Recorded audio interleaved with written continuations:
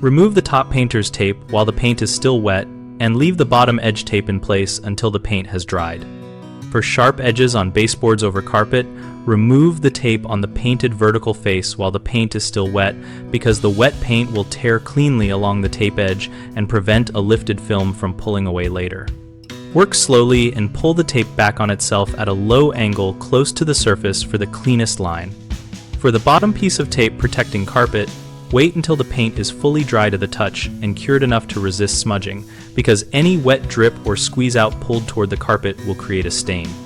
If you are using water-based paint, expect surface dry in about 1 to 2 hours depending on temperature and humidity, with full handling cure taking longer, so plan your tape removal accordingly.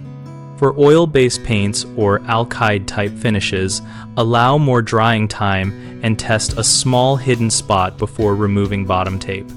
Always score the tape with a utility knife where the painted face meets the baseboard if the paint has formed a film before you start pulling tape. The most common errors are pulling all the tape off only after the paint has fully dried and ending up with torn, jagged edges because the paint formed a bridge over the tape, so remove the vertical face tape while still tacky and use a low angle pull. Another problem is leaving tape too long on the carpet edge, which risks drip transfer and tacky spots, so let the paint cure sufficiently before removing bottom tape and blot any runs before they dry. A third issue is not scoring thick paint skins and lifting paint when removing tape, so run a sharp blade along the seam first and pull immediately to protect the finish.